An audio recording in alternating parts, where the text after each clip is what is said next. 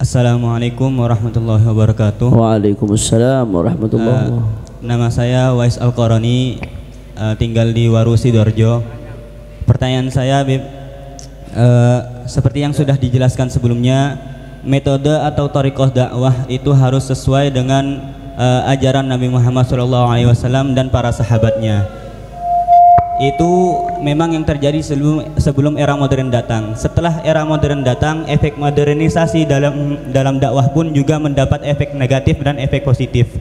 Efek positifnya yaitu dakwah secara daring, kursus secara virtual, atau pengembangan metode dakwah pun juga secara di medsos. Nah, itu efek positifnya. Namun efek negatifnya juga hujatan atau cacian penistaan agama juga tersebar luas dengan gampangnya, dengan mudahnya di dalam media sosial juga, Bib.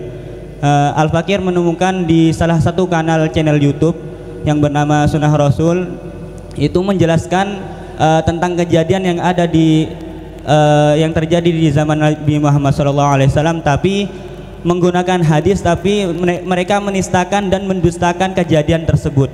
Nah, pertanyaannya, apa yang harus kita lakukan supaya kita bisa melawan dan melawan penistaan agama yang terjadi di media sosial yang begitu cepatnya menyebar luas? Baik. Pertanyaan yang bagus, luar biasa. Barakallahu fikum. Ya, betul yang dikatakan tadi, seperti yang tadi Anda katakan, medsos itu, perkembangan medsos silahun dzu haddain. Dia menjadi pedang dengan mata dua. Dia bisa punya sisi positif tapi punya sisi negatif. Tugas kita bagaimana caranya memaksimalkan sisi positif, meminimalisir sisi negatif. Nah, sekarang bagaimana Habib caranya menghadapi kalau ada yang melakukan penistaan agama di media sosial? Satu, laporin ke polisi. Karena ada yang namanya, karena penistaan agama itu termasuk bentuk kriminal. Penistaan agama itu termasuk bentuk tindakan kriminal yang dilarang oleh undang-undang, oleh KUHP. Penistaan agama itu. Nah, dan media sosial itu nggak boleh digunakan untuk hal kriminal. Makanya di kepolisian itu ada namanya cybercrime. Ada kriminal yang menggunakan cyber, menggunakan medsos. Nah, harusnya aparat bertindak tegas. Siapapun yang melakukan penistaan agama di media sosial di negeri ini wajib ditangkap dan dihukum dengan hukuman yang tegas. Jelas atau tidak?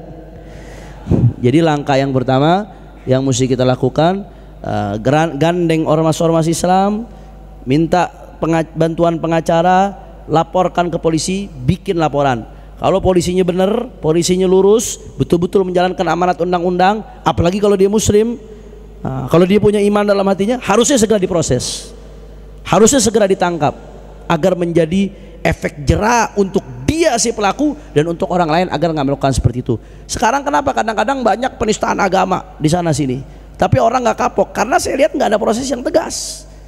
Banyak yang terkesan dibiarkan, banyak terkesan didiamkan. Saya beberapa kali ngabarin, tapi banyak yang terkesan, tapi banyak juga yang ditangkap. Alhamdulillah. Maka kita minta agar aparat lebih tegas lagi. Manakala aparat tegas dalam menindak penista agama, kita ucapkan jazakumullah ahsanal jaza, terima kasih banyak. Kalau Anda muslim, mudah-mudahan Anda dengan berkat ini dapat syafaatnya Rasulullah SAW. Jelas atau tidak? Itu yang pertama. Yang kedua, cara kita ngebantahnya bisa juga dengan langkah-langkah, bisa di report. Kalau di report banyak kan nanti bisa di take down itu juga bagian daripada langkah. Umumin di grup-grup, ayo sama-sama kita report berjamaah, itu bagian dari nahi munkar tuh. Itu jenis baru nahi munkar, report berjamaah. Karena kan nahi munkar itu apa sih? Izalatul munkar, ngilangin munkar. Cara ngilangin munkar itu kan penistaan agama dengan cara apa salah satunya? Report. Report itu bisa ditutup nanti konten itu. Nah, maka report ini salah satu langkah nahi munkar. Karena dia wasilah li izalatil munkar. Jadi perantara untuk menghilangkan sesuatu yang di report rame-rame. Kemudian yang ketiga, kalau ada syubhat-syubhat yang ditebarkan, ya kewajiban para ulama, para ustadz, para dai, para santri untuk meluruskan bagaimana cara membantah syubhat tersebut agar orang-orang awam tidak terpengaruh. Jelas? Faham? Oh jangan main-main. Kadang-kadang kalau nggak ditangkap bagaimana Beb? Ramein. The power of netizen, the power of viral. Kadang-kadang ada kasus kalau nggak viral nggak ditangkap, tapi begitu viral biasanya cepat ditangkap. Karena opini publik, di negara demokrasi itu opini publik sangat dipertimbangkan, tekanan publik. Nah, kalau nggak ditangkap juga nggak diproses, ramein, bikin viral. Kalau udah viral biasanya ditangkap ujung-ujungnya. Nah, itu the power of video. Itu wasilah untuk izalatul munkar. Jelas atau tidak?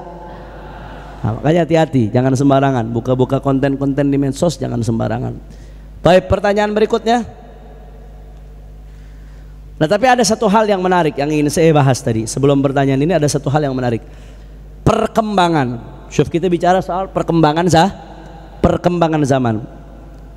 Dakwah kita harus ikuti manhaj Rasulullah SAW.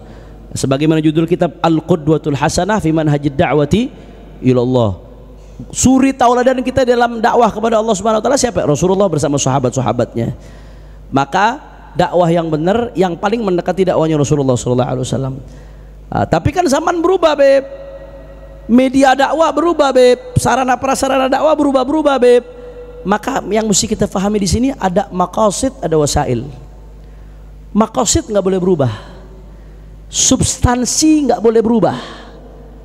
Isi dari dakwah yang disampaikan nggak boleh berubah, intinya itu. Tapi wasailnya, medianya, caranya boleh saja berubah-berubah.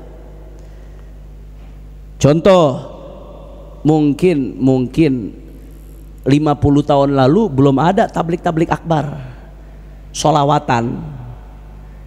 Tapi sekarang itu dianggap efektif, sholawatan untuk ngumpulin anak-anak muda. Anak muda yang malam minggu harusnya pacaran, yang dulunya malam minggu nongkrong di warung-warung pangku. Anak muda yang tadinya malam minggu begini begitu, gara-gara ada majelis sholawatan pindah ke majelis sholawatan. Asal jangan pacarannya di majelis sholawatan ente. Kadang-kadang ada yang pacaran di majelis sholawatan. Naudzubillah min dalik, itu double murkanya itu. Naudzubillah min dalik. Nah, itu kan cara baru, gaya baru. Dengan panggung di lapangan, dengan sholawatan dan lain sebagainya, selama tidak melanggar syariat. Jangan juga kadang-kadang sholawatan ada offset juga, sampai joget-joget kayak dangdut. Itu offset itu. Kif itu sholawatan mau muji Rasulullah SAW, tapi melakukan sesuatu yang dilarang oleh Rasulullah SAW. Ada takassur, joget-joget tuh sampai ada takassur, itu dilarang oleh syariat. Yang sampai ada lenggokan itu dilarang, ada takassur ya ikhwan. Nah, nggak boleh. Jadi maksud daripada dakwah, tujuan daripada dakwah, substansi daripada dakwah itu nggak akan pernah berubah. Tapi wasail, ya, lil wasail hukmul maqasid. Media daripada dakwah, perantara daripada dakwah itu bisa berubah mengikuti perkembangan zaman. Dulu medianya ulama kitab, sekarang media dakwah bisa YouTube, bisa Facebook, bisa Twitter, bisa website, bisa Instagram, bisa radio, bisa TV. Boleh nggak seperti itu? Boleh. Lil wasail hukmul maqasid. Perantara itu diberikan hukum sesuai dengan hukum tujuan. Sama-sama media, sama-sama TV, tapi begitu nampilkan ceramah, bagus nggak? Kalau nampilkan dangdutan, dosa nggak? TV-nya sama-sama TV, tapi ketika maqasidnya lain, hasilnya lain.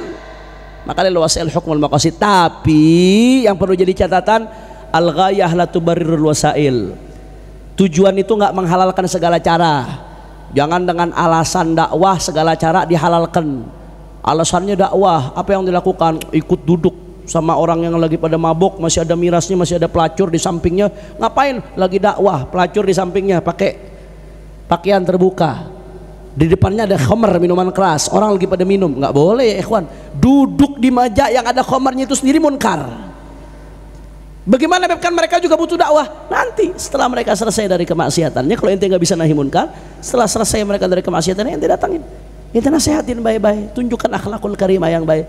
Tapi jangan ente duduk di situ sama perempuan-perempuan dengan aurat terbuka di depan ente, kemunkaran sebanyak-banyaknya, orang lagi mabok terus ente duduk dengan alasan dakwah. Nggak bisa. Al-ghayah la tubarrirul wasail. Tujuan di dalam Islam tidak menghalalkan segala cara, bal tuqarriruha. Al-ghayah tuqarrirul wasail. Tujuan itu menentukan caranya. Dakwah itu baik, caranya ditentukan oleh Islam juga dengan cara yang baik. Jelas atau tidak?